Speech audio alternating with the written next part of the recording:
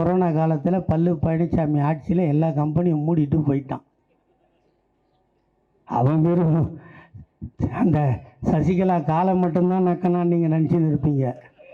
கல்லா பொட்டியே நக்கிட்டு போயிட்டான் அந்த காலை ஓழி. அவனுக்கு தேவை 2 பொம்பளை காலு 2 செருப்பு, அதை நக்க வேண்டியது. இப்போ அது கிடைக்காததுனால அமித்ஷாவோட 2 காலு 2 செருப்பு, அதை நக்கிறது. இப்படி வாழறதுக்கு, இந்த மானங்கட்ட பழுப்பு வாழறதுக்கு மருந்து குடிச்சு செத்துடலாம்ல. இவ்வளவும் செஞ்சு நாங்கள் நட்டு நிற்க வைப்போம். நேராக வருவாங்களாம், 26ல் நிற்பாங்களாம், அடிப்பாங்களாம், நேராக சிஎம் சீட்டில் போய் உட்காந்துக்குவாங்களாம். நாங்கள் குச்சி ஐஸ் வாங்கி சப்பிட்டு போகிறதுக்கான நாங்கள் கட்சி நிறுத்துகிறோம். எவ்வளோடா பண்ணியிருக்கோம் இந்த 75 வருஷத்தில். இங்கே பாரு, என் ஆள்லாம் நிற்கிறான் பாரு ஆம்பளை. இங்கே பாரு, என் தங்கச்சி அக்கா தங்கச்சிலாம் உட்காந்துட்டு இருக்குது. இதாண்டா திமுக ஆட்சியின் சாதனை. இப்போ வர ஆட்டி அருணாசலம்லாம் சொல்கிறானே, உன்னை சேரு போட்டு உட்கார வைக்கணும்னு போராடி எத்தனை பேர் உயிரை கொடுத்து இந்த கட்சியை காப்பாற்றி நாங்கள் நிற்க வச்சிருக்கிறோம். சொல்லு, ஸ்டாலினின் அரசியல் வாழ்வை முடிப்பேன், மசுரை பிடுங்குவேன். டேய், இதில் ஒரு அதிசயம் என்ன தெரியுமா? நீ வரலாறு எடுத்து பார்த்துக்க. 49ல் கட்சி ஆரம்பித்தோம், இன்னைக்கு 2025. இது வரைக்கும் திமுகவை அழிப்பேன்னு சொன்ன எல்லாருக்கும் ஆயுசு கம்மிடா. நீ லைனாக எவனை ஒன்றா சொல்கிறா. திமுகவை ஒழிப்பேன்னா அவன் குறை வயசில் செத்ததான் சரித்திரம். அதனால் ஒழிப்பேன்னு சொல்லி சீக்கிரம் செத்துறாதீங்க, அவ்வளோதான் நான் சொல்லுவேன். நீங்கள் இருந்து நாங்கள் 2வது ஆட்சிக்கு வர்றதை பார்க்கணும். இப்போ என் தம்பி சொன்னான், ஆரம்பமே அவன் தான் கல்லெறிஞ்சான். நான் அமைதியாக தான் இருந்தேன். இன்றைக்கி அமைதியாக பேசிவிட்டு அமைதியாக போயிடலாம் அப்படின்னு தான் வந்தேன். என் தம்பி தான் என்னை தூண்டி விட்டான். எதனா பிரச்சனை வந்தால் அவன் தான் பொறுப்பு. முருகன் மாநாடு என் தம்பி தானே ஆரம்பித்தார், நான் ஆரம்பித்தேனா? முருகன் மாநாடா? இல்லை, முருகர் வேலு எங்கள் கையில் குத்து வச்சுக்கிறாரா?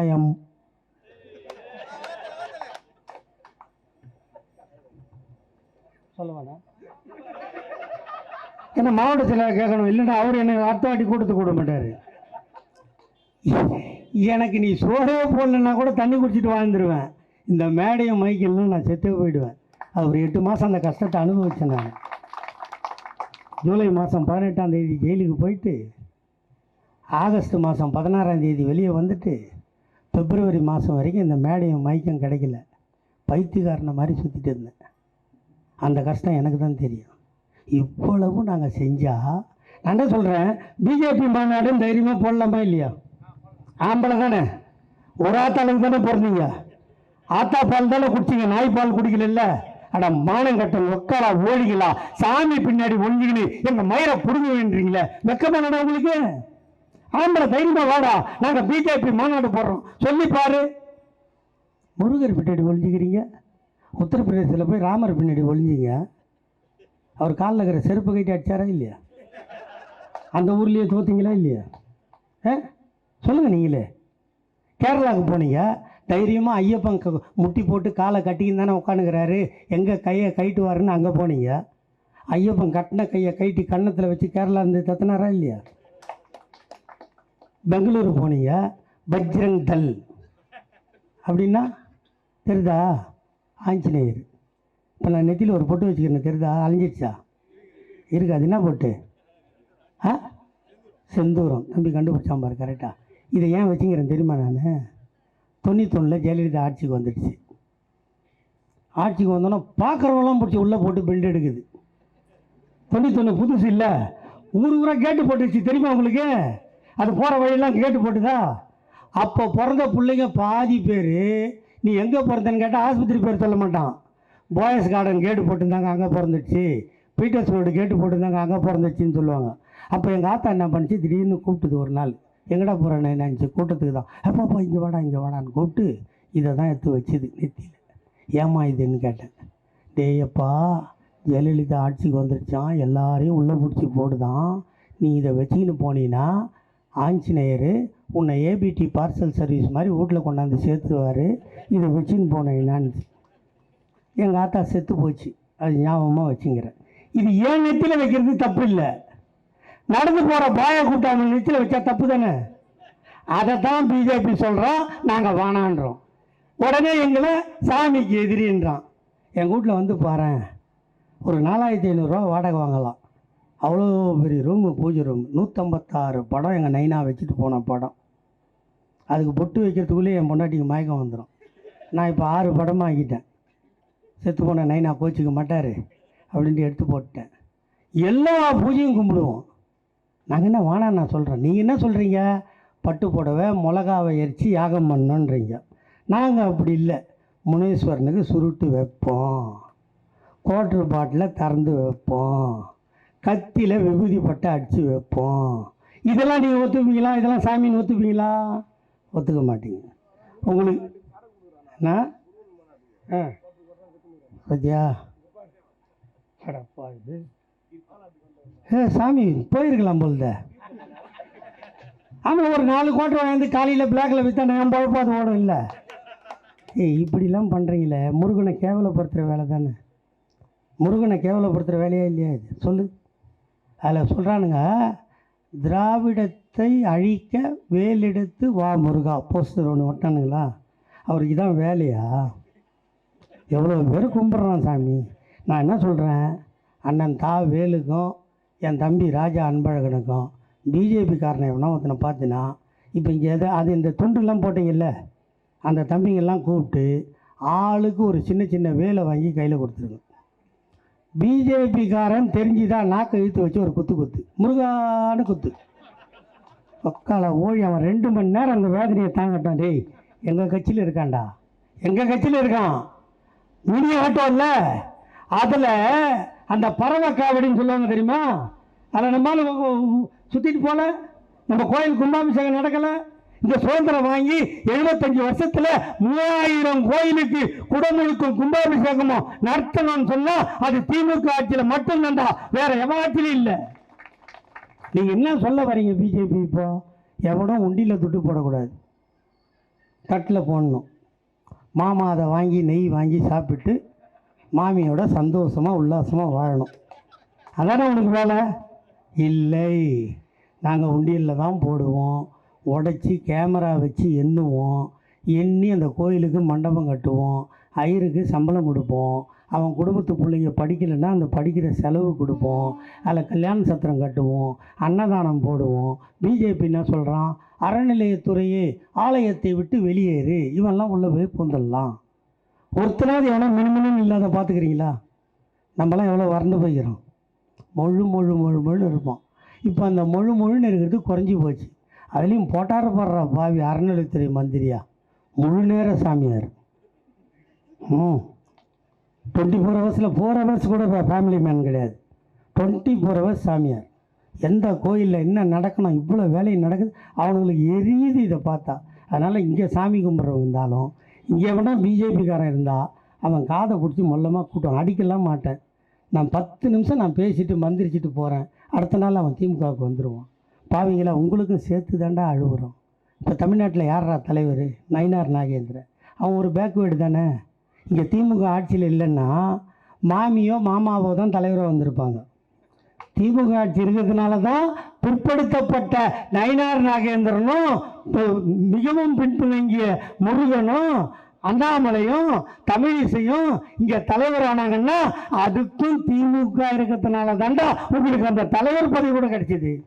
அதை நினச்சி பாருங்கடா, அதை நினச்சி பாருங்கடா. அந்த 3 அடி பொண்ணு ஒன்று, அதை என்னதான் நான் கேட்குறதுன்னு தெரில. பொம்பளையை மதிக்கிற கட்சியான் பிஜேபி, பொம்பளைய மதிக்கிற கட்சியான். கோயிலில் வச்சு சாமியார் எப்படி குத்தாட்டம் போட்டான் பார்த்தியா 2 நாள் முன்னாடி சரக்கு போட்டு. பொம்பளை கூப்பிட்டு என்ன பண்ணான், விபூதியை வச்சு ஊதுறான். அவள் கண் தெரியாத போச்சுன்னா வேலையை முடிச்சிடுவான். அந்தம்மா க்ளீனாக கண்ணை திறந்துட்டு கண்ணை பார்க்குது. இதுக்காடா கட்சி நத்துறீங்க நீங்கள்? இதுக்காக கட்சி நத்துறீங்க? கேட்டால் எங்கள் ஆள் எங்கன்னா போயிருப்பான் கடைக்கு, ஒரு பஜ்ஜியை கிஜ்ஜியை வாங்குறேன்ல, நக்கலாக பேச திருப்பி பேச தானே செய்யணும்.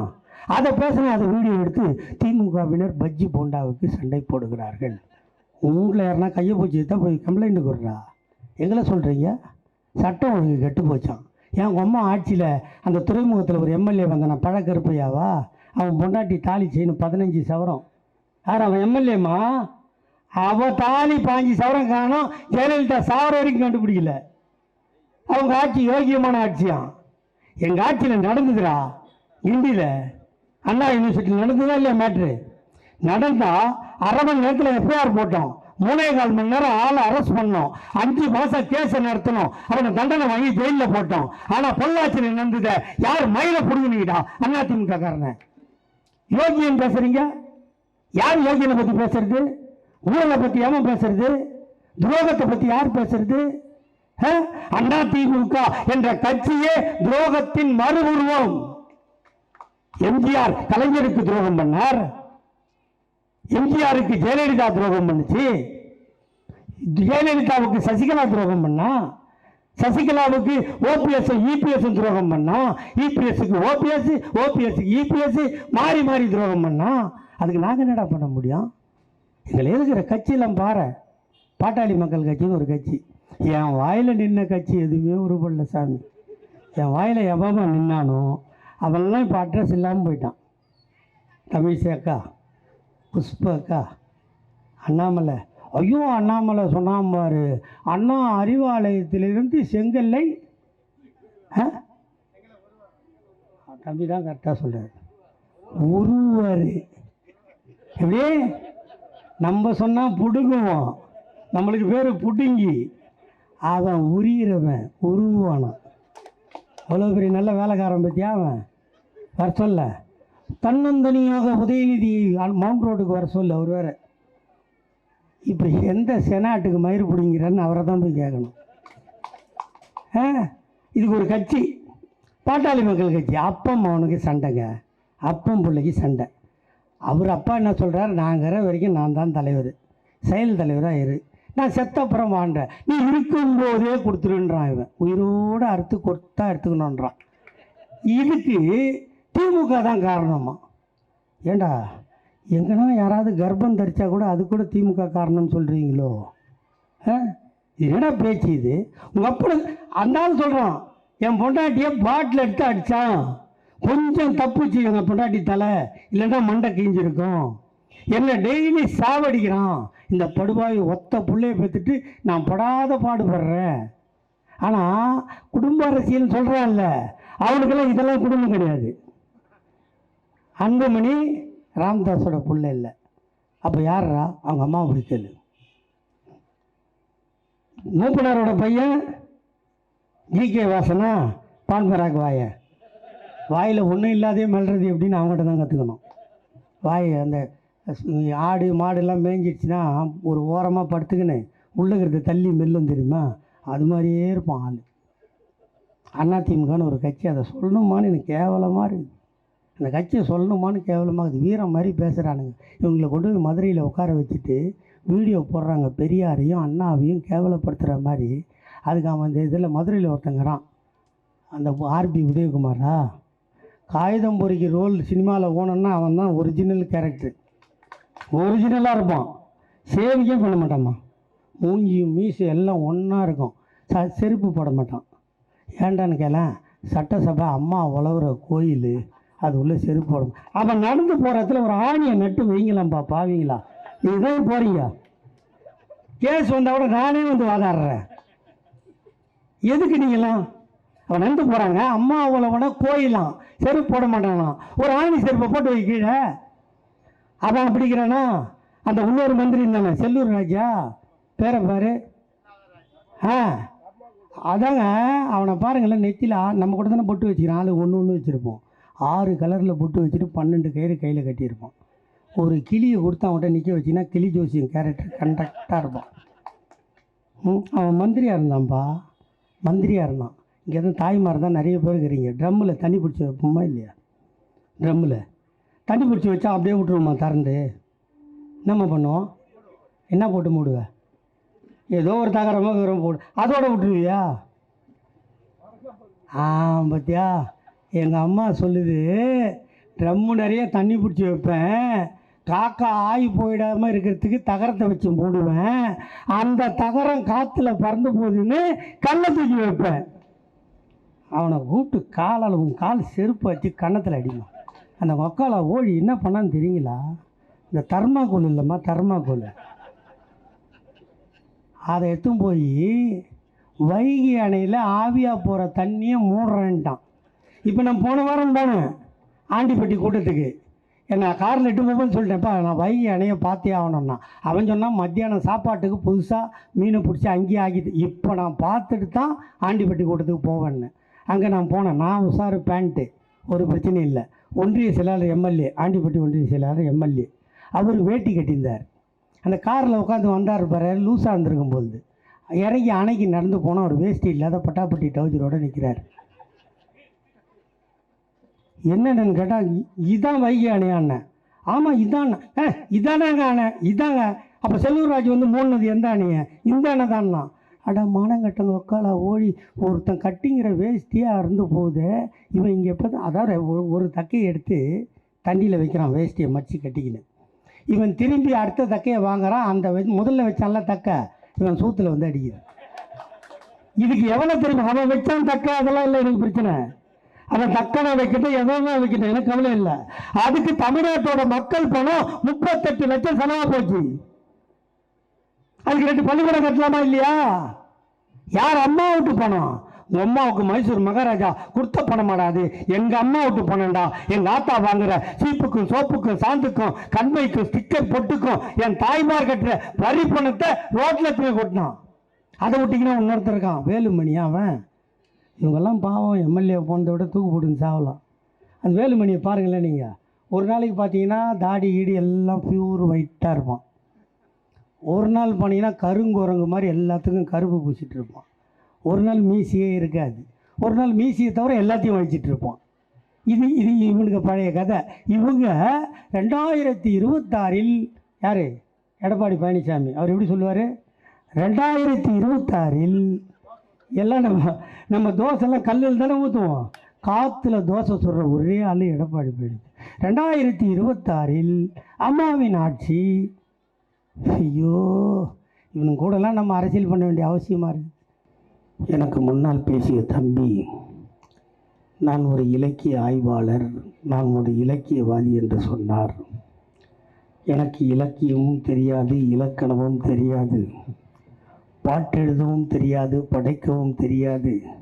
எனக்கு தெரிந்ததெல்லாம் தந்தை பெரியார், எங்கள் தாத்தா கலைஞர், எங்கள் அண்ணன் தளபதி, எதிர்கால நம்பிக்கை நட்சத்திரம் அண்ணன் உதயநிதியை மட்டும் படித்துவிட்டு ஒரு கானா பாட்டுக்காரனை போல் இந்த மேடைக்கு வந்திருக்கிறேன். என்னை வரவேற்க வந்திருக்கின்ற ஊடகத்துறை நண்பர்களே, இங்கே ராஜா அன்பழகன் சொல்லுகின்ற போது இந்த தேதியை கேட்டேன். வேறு இடத்தில் கொடுத்திருக்கிறேன் என்ற இப்போது மட்டும் நீங்கள் அப்படி செய்யவில்லை, இதற்கு முன்னாலும் அப்படித்தான் செய்திருக்கிறீர்கள். எப்படியாவது சிவாஜி கிருஷ்ணமூர்த்தியிடம் தேதி கேட்க வேண்டும், அவர் இல்லை என்று சொல்ல வேண்டும் என்று நீங்கள் நினைக்கிறீர்கள். உங்களை பெற்றது எப்படி அன்பழகனோ, அந்த அன்பழகனை பெற்றவர் ஜெயராமன் தெரியுமா உங்களுக்கு? அந்த பெயர்தான் என் தந்தைக்கும். ஆகவே எந்த காலத்திலும் என்னை நீங்கள் வெல்ல முடியாது. நீங்கள் கேட்கின்ற தேதியை எப்போதும் எந்த நேரத்திலும் தருவேன். ஏனென்றால் நீங்கள் தியாக குடும்பத்திலிருந்து வந்தவர்கள், திமுகவை நேசிப்பவர்கள், இந்த கட்சிக்காக உயிரை கொடுத்தவர்கள். ஆகவே அந்த தியாகத்தை மதிப்பவன் சிவாஜி கிருஷ்ணமூர்த்தி. இது வேற எந்த கருத்தும் இல்லை. அவர் கேட்டார், கேட்ட உடனே இல்லைன்னு சொன்னால் எப்படி இருக்க முடியும்? எங்கே கொடுத்தனோ அவனுக்கு என்ன சமாதானம் சொல்ல முடியுமோ அவனிடம் தேதியை மாற்றி உங்களுக்கு கொடுத்தேன். வேற எதுவும் என்னால் கொடுக்க முடியாது. என்கிட்ட வாயை தவிர வேறு எதுவும் இல்லை. அள்ளி கொடுக்க பொண்ணோ பொருளோ இந்த கட்சிக்கு எதுவும் இல்லை. உயிருள்ள வரை பேச வேண்டும். எனக்கு இருக்கும் ஒரே ஆசை எல்லாம், அம்மா அங்கே பேசுகிறவங்க யாருன்னா வீட்டுக்கு போயிடுங்க, வீட்டில் போய் பேசுங்க. உங்களுக்காக தான் கத்தி கத்தி சாகுறோம். நீங்கள் இங்கே உட்காந்துட்டு பேசுனா எனக்கு தெரியலன்னு நினைக்கிறேன். அதான் அந்த பொட்டியை எடுத்துட்டேன். வாய முடியலாம் சிரிக்கக்கூடாது, பேசாமல் இருமா தயவுசெய்து. உன் பையன் மாதிரி சொல்கிறேன். எனக்கு இருக்கும் ஆசையெல்லாம் எல்லோருக்கும் ஊர்வலம் 2 தரம் என்று சொல்லுவார்கள். ஒன்று திருமண ஊர்வலம், ஒன்று இறுதி ஊர்வலம். ஆனால் எனக்கு இருக்கின்ற ஆசை அந்த ஊர்வலம் 3ஆக நடக்க வேண்டும். ஒன்று நடந்து விட்டது, திருமண ஊர்வலம். இன்னொன்று இறுதி ஊர்வலம். அதற்கு முன்னால் நான் ஐயா கலைஞரையும் அண்ணன் தளபதியும் சின்னவரையும் பேசிக்கொண்டே இருக்க வேண்டும். அந்த மேடையிலேயே என் உயிர் போக வேண்டும். அந்த ஊர்வலம் வீட்டுக்கு ஒன்று, இடுகாட்டுக்கு ஒன்று, 3 ஊர்வலத்திற்கு ஆசைப்படுவதை தவிர இந்த இயக்கத்தில் எனக்கென்று எந்த ஆசையும் கிடையாது. நான் உயிரோடு இருக்கும் வரை, நான் மரணிக்கும் நேரத்தில் கூட இந்த திமுக ஆட்சியில் இருக்க வேண்டும். ஏனென்று சொன்னால், இந்த இயக்கத்தை விட்டால், இந்த கட்சியை விட்டால், கருப்பு சிவப்பு கொடியை விட்டால், உதயசூரியன் சின்னத்தை விட்டால், இந்த நாட்டு மக்களை இதோ உட்கார்ந்திருக்கிறார்களே பாழ்பட்டவர்கள், பாழாய் போனவர்கள், வாழ தகுதியற்றவர்கள் என்று எல்லோராலும் ஒதுக்கப்பட்டவர்கள், இங்கே அமர்ந்தவுடன் ஒரு வாசனை வருகிறது என்று எல்லோரும் என்னிடம் கேட்டார்கள். இந்த வாசனை தான் நான் வாழுகின்ற தண்டையார்பேட்டையில் கூவம் ஓரமும் இதுதான் வரும். ஆகவே இந்த பகுதிக்கு நான் சொந்தக்காரனும் கூட. இந்த வாசனையில் வாழ்வது நான் பழகிவிட்டது. என்றாலும் உங்களையும் கரை சேர்க்கத்தான், உங்களையும் வாழ வைக்கத்தான் எங்கள் அண்ணன் தளபதி எதை கேட்டாலும் தருவான் என்று சொல்லி தா வேலுவை உங்களுக்கு தந்திருக்கிறார்.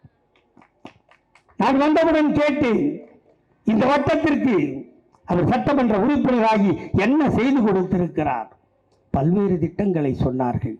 இந்த பகுதியில் ஒரு கழிப்பறை, அந்த பகுதியில் ஒரு கழிப்பறை, எதிர்காலத்தில் இந்த பக்கம் சுவர வைக்க போறோம், இதோ பக்கத்தில் எய்ட்ஸ் தடுப்பு மையத்தை இடித்துவிட்டு ஒரு மல்டி ஸ்பெஷல் சுகாதார நிலையத்தை கட்டித் தருவேன் என்று சொல்லுகின்ற திறமை திமுகவை தவிர வேறு எவனுக்கும் இருக்காது. ஏனால் பள்ளத்தில் இருப்பவர்களை, தாழ்ந்து போனவர்களை தலைநிமிர செய்யத்தான் எங்கள் தாத்தா கலைஞர் 96 வயதிலும் தான் தள்ளாடினாலும் இந்த தமிழ்நாடு தள்ளாடக்கூடாது என்பதற்காக சக்கர நாற்காலியில் உட்கார்ந்து கூட உங்களை இயக்கினாரே, அந்த தாத்தா கலைஞரின் கனவை நிறைவேற்றாமல் உங்கள் சட்டமன்ற உறுப்பினர் தா வேலுவும் போய மாட்டார். நீங்கள் வாக்களித்தது பாழாவும் போகாது. இங்கே ஐயா கலைஞரின் 100ஆண்டு பிறந்த நாள். என் தம்பி பல்வேறு திட்டங்களை பட்டியல் போட்டார். எனக்கு அது மாதிரி தமிழில் புலமையோடு பேச தெரியாது, இட்டுக்கட்டி பேசவும் தெரியாது. வாயில் வந்த வார்த்தைகளை எல்லாம் ஒன்றாக கோர்த்து நான் பேசிவிடுவேன். அதன் விளைவு எதுவாக இருந்தாலும் திமுகவிற்காக தாங்கிக் கொள்வேன். ஐயா கலைஞர் இந்த தமிழ்நாட்டை 5 முறை ஆண்டார். இங்கே இருக்கின்ற தாய்மார்களுக்கு நெஞ்சில் ஈரம் இருந்தால், உங்களுக்கு கருணை உள்ளம் இருந்தால், உங்கள் நெஞ்சில் கை வைத்து சொல்லுங்கள், நீங்கள் எல்லோரும் ஏதாவது ஒரு வேலைக்கு போகிறீர்கள். வேலைக்கு போனால் மாதம் மாதம் சம்பளம் கிடைக்குமா இல்லையா? அந்த சம்பளத்தை கொண்டு போய் வீட்டில் யாரிடமோது ஒரு இடம் கொடுக்கத்தான் வேண்டும். கொடுத்து விட்டு சம்பளத்தை அடுத்த நாள் நீங்கள் அதே வேலைக்கு புறப்பட வேண்டும். புறப்பட்டால் நீங்கள் புறப்படுவதற்கு முன்னால் பெட்டு வச்சு புடவை கட்டலாம். தலை சரியாக ஆற்றலைன்னா பேண்டு போட்டு லூஸ் ஏராவும் போகலாம். அவசரத்துக்கு ஒரு சைடில் ரோஸும் குத்திக்கலாம். கொஞ்சம் ஆள் குள்ளமாக இருந்தால் ஐயில் செப்பலும் போட்டுக்கலாம். ஹேண்ட்பேக்கும் மாட்டிக்கலாம். எல்லாத்தையும் மாட்டிக்கிட்டு நீங்கள் வெளியே போகும்போது நீங்கள் போய் கேட்டீர்களே, அத்தா பஸ்ஸுக்கு காசு கொடு, மாமா பஸ்ஸுக்கு காசு கொடு, அத்தா பஸ்ஸுக்கு காசு கொடுன்னு கேட்டீங்களே, நீங்கள் கையேந்துவதை பார்த்து உங்களை பெற்றவனும் அழவில்லை. எங்கள் அண்ணன் தளபதி அழுதார், போட்டார் கையெழுத்து, பிறந்தது விடியல் பயணம். பஸ் வந்துடுச்சு. பஸ் வந்தால் வீட்டில் இருக்கிற பொம்பளைங்க சும்மா இருப்பீங்களா? வேலைக்கு போகிறவங்களுக்கு பஸ் வந்தாச்சு. வீட்டில் இருக்கிற பொம்பளைக்கு சில பேர் வேலைக்கு அனுப்ப மாட்டான். அதில் உங்களை மாதிரி கலராக இருந்தால் சத்தியமாக அனுப்ப மாட்டான் இல்லையா? இதே தண்டாரப்பேட்டையாக இருந்தால் என் ஊர் மாதிரியே தாங்க நீங்கள் பேசுகிறதுக்கு. இதே எங்கள் ஊரில் என்ன சொல்லுவாங்க தெரியுமா? அந்த பாடு என்னை அங்கே அனுப்ப போகிறான். ஆமாம், இப்படி தான் சொல்லுவாங்க. அவன் அனுப்ப மாட்டான். அப்போ அனுப்பலை. அந்த தாய்மார்களுக்கு என்ன யோசித்தார் தலைவர்? ரேஷன் கார்டு வைத்திருந்தால் நீங்கள் காலை முதல் இரவு வரை உழைக்கின்ற உழைப்பை உன் கணவன் அங்கீகரிக்க வேண்டாம், உன் மாமனார் மாமியார் அங்கீகரிக்க வேண்டாம். நீங்கள் பெறாத பிள்ளை முத்துவேல் கருணாநிதி ஸ்டாலின் இருக்கிறேன், நான் அங்கீகரிக்கிறேன். ஆகவே உங்களுக்கு மாதம் 1000 ரூபாய், அதுவும் அதற்கு பெயர் உரிமை தொகை. இல்லைன்னா கொடுக்குறவன் கை மேலே, வாங்குற கை கீழே இல்லையா? நீங்கள் சண்டை போட்டு பாக்கெட்லேருந்து எடுக்கிற தொகைக்கு பேர் தான் உரிமை தொகை. 1000 ரூபா கொடுத்தாச்சு. பஸ்ஸில் போகிறவங்களுக்கு பஸ்ஸு ஃப்ரீ, 1000 ரூபா பணம் ஃப்ரீ வீட்டில் இருக்கிறவங்களுக்கு. அப்போ +1 +2 முடிச்சுட்டு இருக்கிற பொம்பளை பசங்க சும்மா இருக்குமா? அதெல்லாம் பார்த்துச்சு. ஸ்டாலின் தாத்தா எங்கள் ஆயாவுக்கு ஒரு 1000 ரூபா, எங்கள் அம்மாவுக்கு பஸ்ஸு ஃப்ரீ, நான் +2 முடிச்சுட்டு காலேஜுக்கு போகிறேன் தாத்தா, நான் எங்கள் அப்பா கிட்டையும் அண்ணன் தம்பிக்கிட்டையும் கையேந்திரனே, உனக்கு தெரியலையா தாத்தான்னு கேட்டப்போ, உங்கள் ஆயாவையும் ஆத்தாளையும் காப்பாற்றிய உன் தாத்தா முத்துவேல் கருணாநிதி ஸ்டாலின் உனக்கும் தருவேன் மாதம் 1000, நீ 3 ஆண்டோ 5 ஆண்டோ படித்தால் அத்தனை மாதத்திற்கும் தருவேன் என்று சொன்னார். அதற்கு பெயர் புதுமை பெண் திட்டம். ஆம்பளை பையன் சும்மா இருப்பானா? இது என்னையா நியாயம்? ஒரே ஆத்தா ஒரே அப்பன், என் தங்கச்சிக்கு மட்டும் நீ 1000 ரூபா தருவே, எனக்கு இல்லையான்னு கேட்டான். 3 வருஷம் முடிஞ்சது. 4வது ஆண்டு உன் தாத்தா உனக்கும் 1000 ரூபாய் தருவேன், நீயும் படி என்று சொல்லி அதற்கு தமிழ் புதல்வன் என்ற திட்டத்தை வைத்தார். எல்லாரையும் படிக்க வச்சாச்சு, பஸ்ஸு கொடுத்தாச்சு, வீட்டில் இருக்கிற 1000 ரூபா கொடுத்தாச்சு. அந்த 1ஆம் கிளாஸ்லேருந்து 5ஆம் கிளாஸ் படிக்கிற அந்த குழந்தைங்க சும்மா இருக்குமா? தாத்தா எங்கள் அப்பனும் ஆத்தாவும் வேலைக்கு போகிறாங்க, நான் காலையில் பள்ளிக்கூடத்துக்கு போனால் டிஃபன் கிடையாது, ஸ்கூலில் போய் வாத்தியார் சொல்கிற பாடத்தை கேட்பனா, பசிக்கிற வயிறை பார்ப்பனான்னு கேட்டப்போ, உனக்கும் கைவிட மாட்டேன் உன் தாத்தா நான் இருக்கிறேன் என்று சொல்லி அவர்களுக்கும் காலை உணவு திட்டத்திற்கு கையெழுத்து போட்ட ஒரே முதல்வர் இந்தியாவில் எங்கள் அண்ணன் தளபதியை தவிர வேறு எவனும் இல்லை. எல்லாரையும் படிக்க வச்சாச்சு, பள்ளிக்கூடம் போகிறவங்களுக்கு காலை உணவு கொடுத்தாச்சு. படித்து முடித்தா வேலைக்கு போகணுமா இல்லையா? போடாமல் என்ன கேட்பான்? எக்ஸ்பீரியன்ஸ் இருக்கான்னு கேட்பான்ல. அப்போ நீங்கள் எக்ஸ்பீரியன்ஸுக்கு எங்கே போகணும்? நெட் சென்டருக்கு போகணும். அங்கே போனால் தான் கம்ப்யூட்டரில் படிக்கணும். ஜாவா படிக்கலாம், டேலி படிக்கலாம், MS ஆஃபீஸ் படிக்கலாம். அதை அவன் சும்மா கற்றுக் கொடுப்பானா? காசு கேட்பான். அதை பார்த்து எங்கள் அண்ணன் தளபதி அதையும் நான் முதல்வன் என்ற திட்டத்தின் கீழ் பயிற்சியும் கொடுக்கிறேன், நீ படித்து முடி, பயிற்சியை கொடுக்கிறேன், உனக்கு வேலை உறுதின்னு சொல்லிட்டா கம்பெனி இருக்கணும்ல. கொரோனா காலத்தில் பழனிசாமி ஆட்சியில் எல்லா கம்பெனியும் மூடிட்டு போயிட்டான். அவன் வெறும் அந்த சசிகலா காலம் மட்டும்தான் நக்கனான்னு நீங்கள் நினச்சின்னு இருப்பீங்க. கல்லாப்பொட்டியே நக்கிட்டு போயிட்டான் அந்த அக்காளா ஓழி. கல்லாப்பொட்டியே நக்கிட்டாங்க. அது வரைக்கும் அதான் நினச்சிருந்தோம். அவனுக்கு தேவை 2 பொம்பளை காலு 2 செருப்பு, அதை நக்க வேண்டியது. இப்போ அது கிடைக்காததுனால அமித்ஷாவோட 2 காலு 2 செருப்பு, அதை நக்கிறது. இப்படி வாழறதுக்கு, இந்த மானங்கட்ட பழப்பு வாழறதுக்கு மருந்து குடிச்சு செத்துடலாம்ல. இல்லை இந்த கூவங்கரை ஓரம் 10 நாளுக்கு அந்த கட்டி போட்டால் தன்னால் செத்து போயிடும், நம்ம சாக மாட்டோம். இப்படிப்பட்ட நேரத்தில் கம்பெனி இல்லை, வேலை தரேன்னு சொல்லிட்டோம். அப்போ என்ன பண்ணோம்? 70 வயசு எங்கள் முதலமைச்சருக்கு. 67 வயசுலேயே 4 கூட்டம் முழுசாக போயிடுச்சு. 5வது கூட்டம் வந்து நிற்கும் போது தொடையெல்லாம் ஆடுது. நேற்று நைட்டு பொள்ளாச்சியில் கூட்டம். நைட்டு பஸ் ஏறி பார்த்தீங்கன்னா 12 மணிக்கு தான் வீட்டுக்கு வந்தேன். ஏன்னா தேதி வாங்கியிருக்கிறது ராஜா அன்பழகன். கழுவி ஊற்றினா யார் தாங்கிறது? அந்த உரிமை அவருக்கு உண்டு, நான் அண்ணனாக இருந்தாலும். ஆகவே கம்பெனி வேணும். அதுக்கு 70 வயசு ஆயிடுச்சு, நான் போக மாட்டேன்னு சொல்லலை.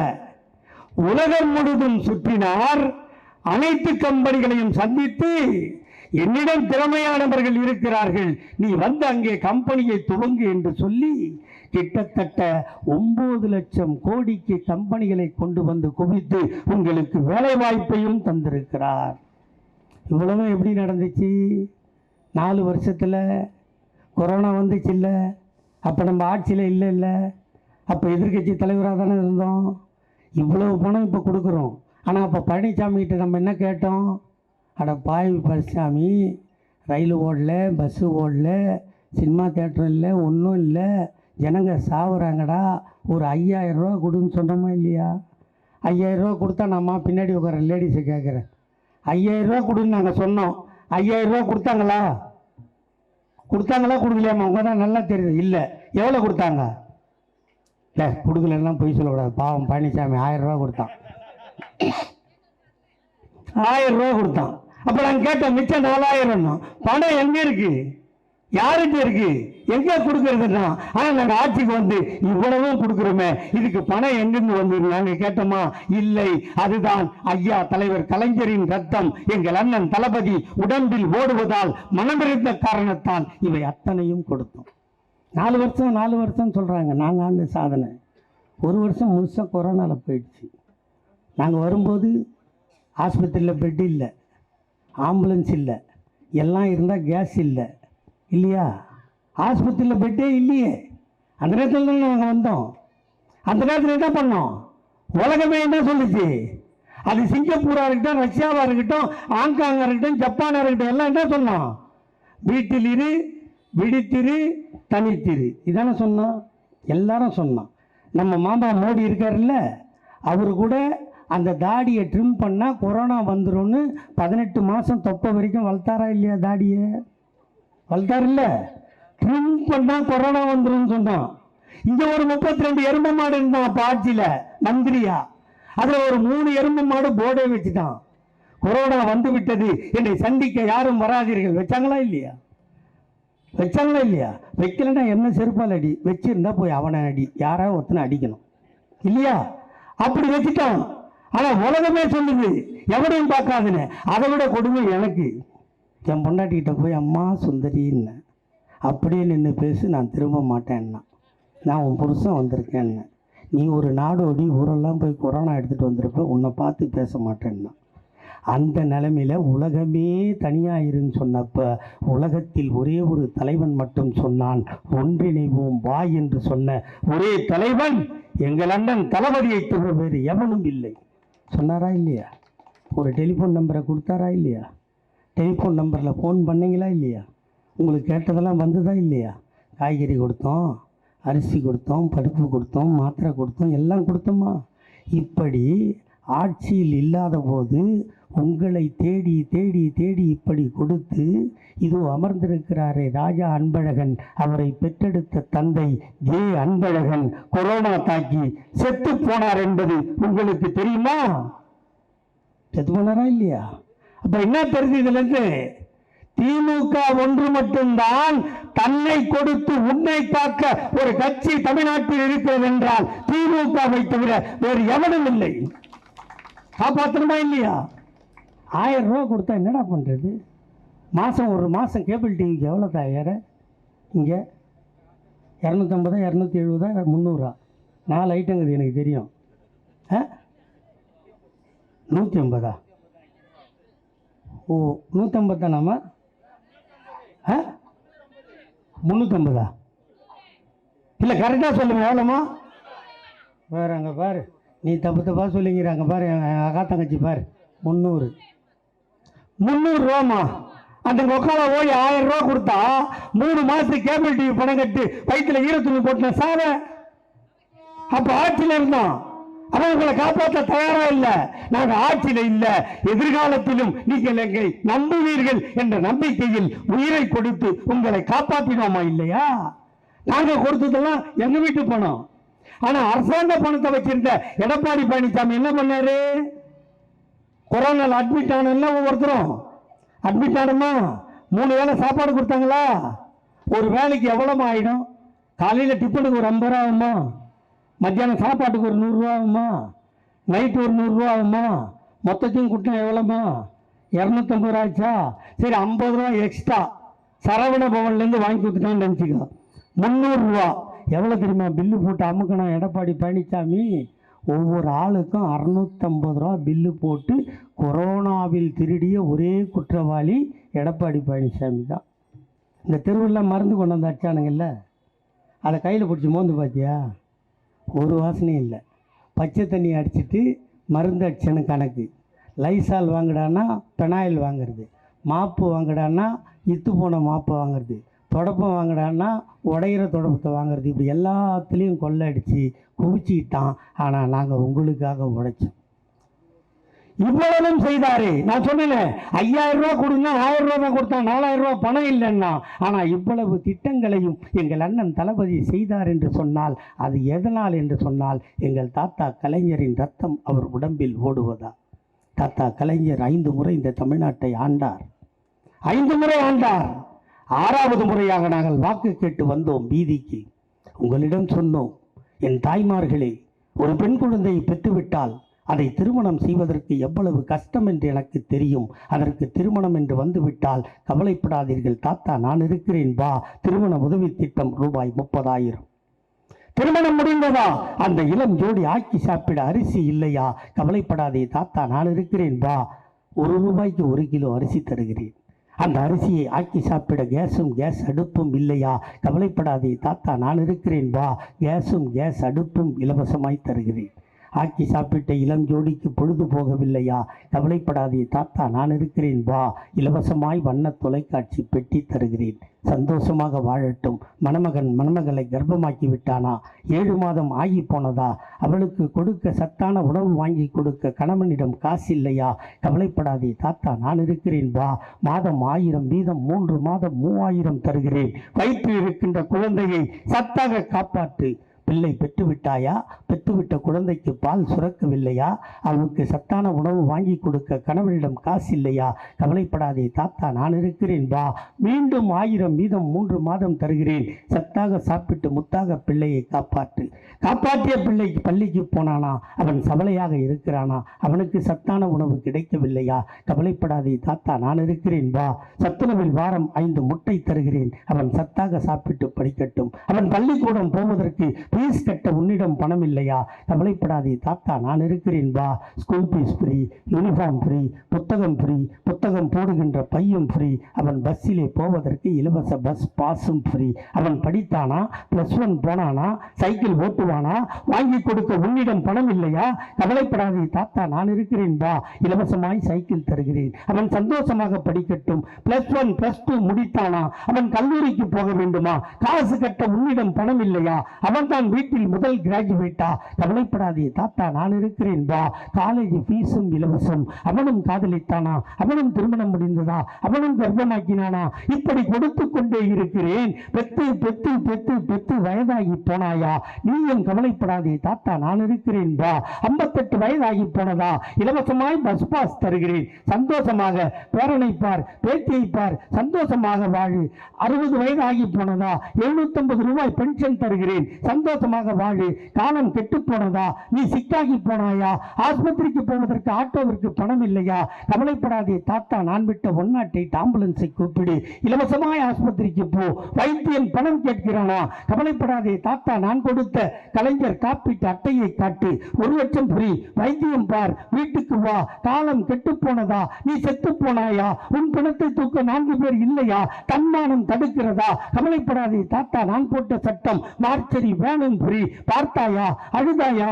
ஈமைக்கிறதா? கவலைப்படாதே தாத்தா, நான் போட்ட சட்டம் பிரீசர் பாக்ஸும் ஃப்ரீ. பார்த்தாயா?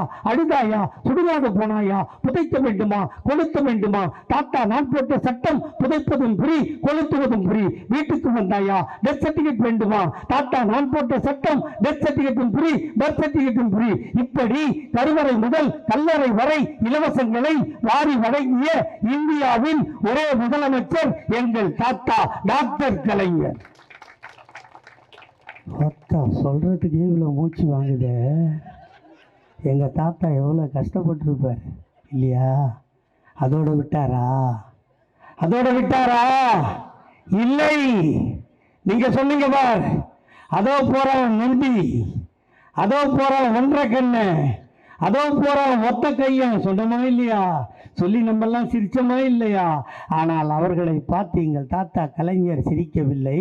ஒரு திறமை போனால் உன்னிடம் இன்னொரு திறமை இருக்கிறது, வாடா என்று அவனை கட்டி அணைத்து, உனக்கும் புதிய பெயர் வைக்கிறேன், இன்று முதல் நீ மாற்றுத்திறனாளி என்று பெயர் வைத்து அவனுக்கும் நலவாரியம் தந்தாரா இல்லையா? சொன்னமே. அதோ போறான் பொட்டை, அதோ போறான் 9. சொன்னமா இல்லையா? இப்பவும் சிரிக்கிற பத்தியா? அப்பவும் ஊரே சிரிச்சுது அவனை பார்த்து. ஆனால் தாத்தா கலைஞர் சிரிக்கலை. அவனை கூப்பிட்டார், நீ பொட்டை இல்லடா, நீ 9 இல்லடா, உனக்கும் அழகான பெயர் வைக்கிறேன், இன்று முதல் திருநங்கைகள் என்று பெயர் வைத்து அவனுக்கும் நலவாரியம் தந்தாரா இல்லையா? ஒரு காலத்தில் ரயில்வே ஸ்டேஷன் போனீங்கன்னா வெள்ளை பேண்ட்டு, வெள்ளை சட்டை, வெள்ளை தொப்பி போட்டு பச்சை கொடி ஆட்டுவான்ல ஸ்டேஷன் மாஸ்டர், அவெல்லாம் அவ்வா தான் இருப்பான். நம்மளுக்கு அந்த வேலை கிடையாது. நம்மளுக்கு அதே ரயில்வேயில் என்ன வேலை தெரியுமா? அந்த தண்டவாளத்துக்குள்ளே இறங்கி அந்த அரைக்கால் சட்டை போட்டு பச்சை சிவப்பு கொடியை பின்னாடி சொல்லிவிட்டு ஒரு சம்பட்டியை வச்சு அவாய் செப்பல் போட்டுக்கின்னு பிளக்கட்டை தட்டணுமா இல்லையா? தாத்தா கலைஞர் தான் சொன்னார், நீ பிளக்கட்டை தட்ட பிறக்கலடா, நீ ஆட்டினா பச்சை கொடி ஆடும் ரயிலும் ஓடும் என்று சொல்லி இந்த நாட்டில் தாழ்த்தப்பட்டவனையும் பிற்படுத்தப்பட்டவனையும் சேஷன் மாஸ்டர் ஆக்கி அழகு பார்த்தவர் முத்தமிழறிஞர் தாத்தா டாக்டர் கலைஞர். கோர்ட்டுக்கு போனால் கருப்பு கவுன் போட்டு கட்டை சுற்றி வச்சு ஆடர்னு ஒருத்தன் தட்டுவான்ல, அவனுக்கு பேர் நீதிபதி. அந்த நீதிபதிலாம் ஒரு காலத்தில் அவ்வா தான் இருப்பான். நம்ம வாளுக்கு அந்த வேலை கிடையாது. ஆனால் அதே கோர்ட்டில் நம்மளுக்கும் வேலை இருந்துச்சு.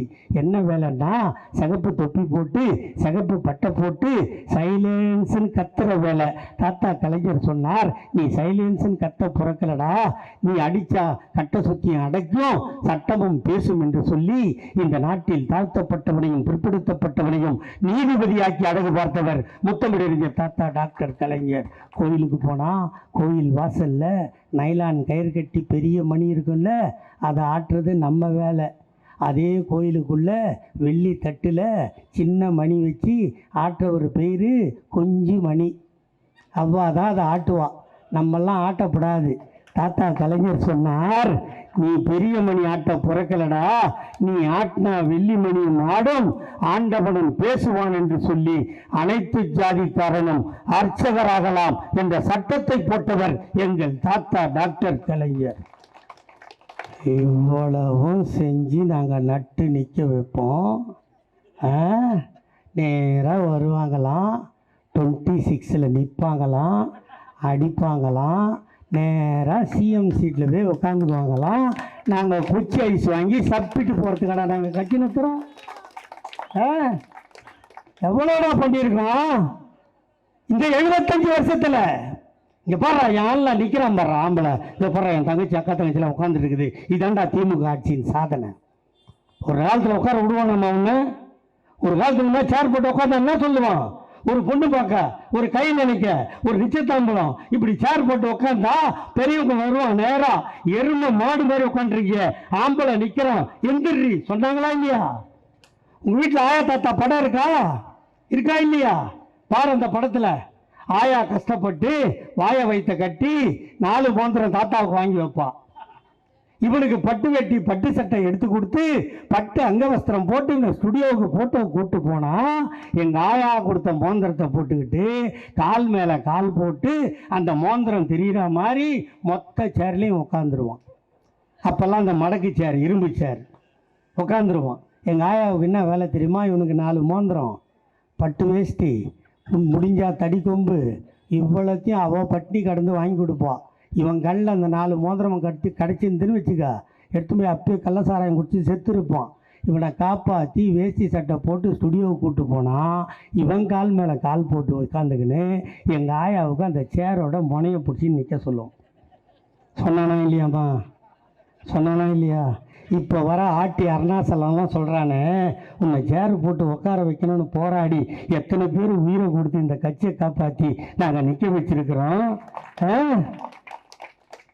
சொல்லு, ஸ்டாலினின் அரசியல் வாழ்வை முடிப்பேன், மசுரை பிடுங்குவேன். டேய், இதில் ஒரு அதிசயம் என்ன தெரியுமா? நீ வரலாறு எடுத்து பார்த்துக்க. 49 கட்சி ஆரம்பித்தோம், இன்னைக்கு 2025. இது வரைக்கும் திமுகவை அழிப்பேன்னு சொன்ன எல்லாருக்கும் ஆயுசு கம்மிடா. இந்த கட்சியெல்லாம் வச்சுக்கிட்டு நான் சொல்ல வர்றது என்னென்னா, இவ்வளவும் பேசிட்டு என் தம்பி கூட சொன்னான், 2026 2வது வாட்டியாக திமுக ஆட்சி மலர வேண்டும் என்று நீங்கள் பாடுபட வேண்டும் என்று சொன்ன. நான் ஏன் கேட்கணும்? நான் ஏன் அப்படி கேட்கணும்? நீங்கள் என்ன பண்ணுறீங்க? 5 நிமிஷம் ஆகுமா லைன் நிற்க ஓட்டு போட? 5 நிமிஷம் ஆகுமா?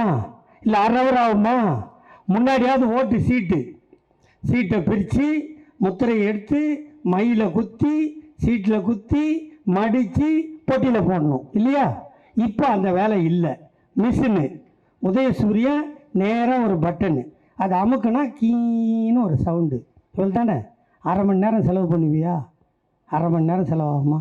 1/2 மணி நேரம் நீ செலவு பண்ணால் 5 வருஷம் உன் காலுக்கு செருப்பா சுத்த இவ்வளவு பேர் உட்கார்ந்துருக்கானே, அந்த 20 நிமிஷம் வேலையை நீ செய்யறதுக்கு ஒரு நோவுதான் தான் என் கேள்வி. இப்போ சொன்னேன்னு உன் பொண்ணு படிக்குது, புள்ள படிக்குது, சரி ஒருவேளை அதிமுக ஆட்சி தானே வரேன்றான், ஏற்கனவே இந்த ஆட்சி தானே அப்படின்னு நீங்கள் நினைக்கலாம். அதிமுக ஆட்சியாக இருக்காது, அது பிஜேபி ஆட்சியாக இருக்கும். நான் சொல்லுவான், பொம்பளையா வீட்டிலேருந்து வெளியே வராத, உன் புருஷன் செத்துட்டானா வெள்ளை புடவை கட்டினு மூலையில் முடங்குன்னுவான். கல்யாணம் ஆகுதா உன் பிள்ளைக்கு, நீ மணவரை ஏறாதன்னுவான். நீ செத்துட்டா புருஷன் கல்யாணம் பண்ணிக்கலாம், அவன் செத்தா நீ பண்ணாதன்னுவான். இதெல்லாம் நடந்து ஆபத்தும் பொம்பளைக்கு தான். ஆட்சிக்கு நாங்கள் இருந்தாலும் பொம்பளைக்கு தான் ஆதரவு. அதை மட்டும் நீங்கள் மனசில் வச்சுக்கணும். இந்த ஆட்சி பெண்களின் ஆட்சி. இப்போ வீடு கொடுக்குறாங்கல்லம்மா, வீடு இப்போ தான் கேட்டார், அது கட்சி வச்சான்னு கேட்டார். என்ன எனக்கு தரமாட்டேன்ட்டாங்க. சத்தியமாம்மா, நகர்ப்புற வாழ்விட மேம்பாட்டு வாரியம் வீடு இல்லை, எல்லோரும் எழுதி போடுறாங்கல்ல. நான் எழுதி போட்டு முதலமைச்சரை போய் பார்த்தேன். நான் வீடு எழுதி போட்டிருக்கேன் தலைவரை, எனக்கு வீடு கிடைக்கணும். உனக்கு கிடைக்காத போய் உன் பொண்டாட்டி பேரில் அப்ளை பண்ணு. என்னை மதிப்பாளா என் பொண்டாட்டி? என்னை மதிப்பாளா சார்? ஏன் என்கிட்ட கொடுத்தா நான் 1.5 லட்சத்துக்கு கை மாற்றி விட்டுருவேன். என் பொண்டாட்டிக்கிட்ட கொடுத்தாலாம் அவள் செத்து அவள் பொண்ணு வாடகை வரைக்கும் அந்த வீடு பத்திரமா இருக்கும்னு முதலமைச்சர் நம்புறார். இந்த 1000 ரூபா கொடுக்குறோம்ல, அதே நம்மகிட்ட கொடுக்கக்கூடாதா? நம்மளால் கொடுத்தா என்ன பண்ணுவான்? இப்போ என்ன மணி 9 ஆயிடுச்சா? இவ்வளோ நேரம் உட்காந்துக்கிறதே பெரிய விஷயந்தான். நம்மள்கிட்ட கொடுத்தா என்ன சார் பண்ணுவான்? கூட்டம் முடிஞ்சால் கடைக்கு போகணும் இல்லையா? ஆனால் பொம்பளைகிட்ட கொடுத்தா அது அப்படியே வங்கியில் இருக்கும். ஏதாவது ஒரு இம்பார்ட்டன்ட் தேவைக்கு, ஒரு கல்யாணமோ எதுக்கு ஒரு 10 மாதம் சேர்த்து வச்சா 10,000ங்க, 5 மாதம் சேர்த்து வச்சா 5,000. 1000 ரூபா கொடுக்குற பிச்சை காசு ஒருத்தி சொன்னான்ல, பிச்சை காசு இல்லை, இது உரிமை தொகைன்னு அதுக்கு தான் பேர் வச்சுருக்கோம். இவ்வளவும் நாங்கள் கொடுத்துருக்கோம். உங்களுக்கு உழைக்க இங்கே 3 கவுன்சிலர் இருக்காங்க, எல்லாத்தையும் செய்வாங்க. நான் சொன்ன மாதிரி எங்கள் உயிர் ஒன்றா போகலாமே தவிர உங்கள் உயிர் போக விட மாட்டோம். அதுக்கு திமுக இடம் கொடுக்காது. வரப்போகிற தேர்தல் என்பது ஏதோ இதற்கு முன்பு நடந்த தேர்தல் போல் நினைத்து கொள்ளாதீர்கள். இது உச்சக்கட்ட போர். இந்த நாட்டில் மதவாதம் இருக்க வேண்டுமா இருக்கக்கூடாதா என்பதை தீர்மானிக்கின்ற தேர்தல் 2026. அந்த தேர்தலில் நீங்கள் தீர்மானிக்கின்ற தீர்ப்பு உங்கள் சந்ததிகளை பாதிக்கும். அதை பார்த்து கொள்ளுங்கள். இவ்வளவும் சொல்லி நான் இவ்வளவும் சொல்லிட்டு போனாலும் எலெக்ஷன் நேரத்தில் ஒரு வரலாம், வராமல் போகலாம் இல்லையா? நீ என்ன பண்ணுற? நீ இந்து வா, நேராக மாரியாத்தா கோயிலுக்கு போ, கண்ணை மூடிக்கோ. மாரியாத்தா எல்லாரும் வந்து ஓட்டு கேட்குறான், யாருக்கு ஓட்டு போடுறதுன்னு தெரியல, எனக்கு கன்ஃபியூஸ் ஆகுதுன்னு மாரியாத்தாட்ட கேளு.